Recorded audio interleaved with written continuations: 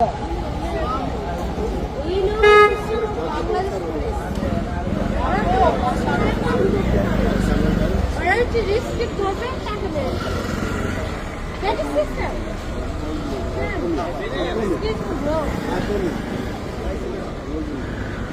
পাড়া বেশি মদ খাইনি।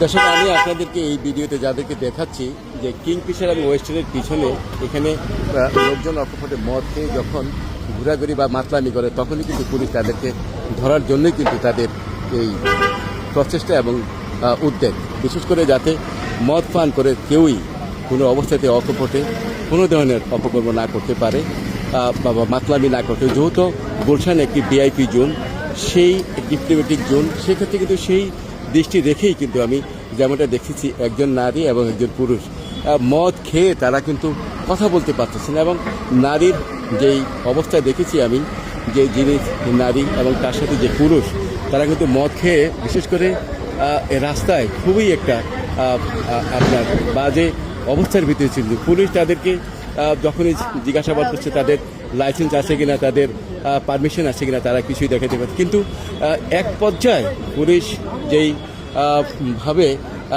এখানে যে চেকপোস্ট করতেছে, বিশেষ করে যাদের লাইসেন্স আছে তারাই এখান থেকে পার পাবে, যাদের লাইসেন্স নেই তাদেরকে কিন্তু পুলিশ আটক করে। দর্শক, আমি গুলশান ওয়েস্টার্ন এবং কিংফিশারের সামনে থেকে কিন্তু আপনাদেরকে আমি দেখানোর চেষ্টা করতেছি।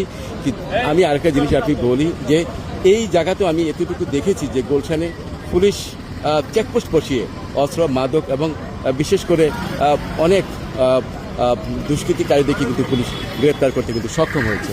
আমি দর্শক, আপনি গুলশান ওয়েস্টার্নের পিছনের থেকে এবং কিংফিশারের সামনে থেকে কিন্তু আপনাদেরকে সরাসরি দেখানোর চেষ্টা করতেছি। আর যে নারীকে আপনারা দেখেছেন তিনি কিন্তু এত পরিমাণ মদ পান করেছেন যে সে কথা বলতে পারতেছে না, রাস্তায় ঢলে পড়ে যাচ্ছে। কিন্তু তার সাথে যে পুরুষ, সেও কিন্তু এত পরিমাণ মদ পান করেছে, সে কিন্তু ঢলে রাস্তায় পড়ে যাচ্ছেন।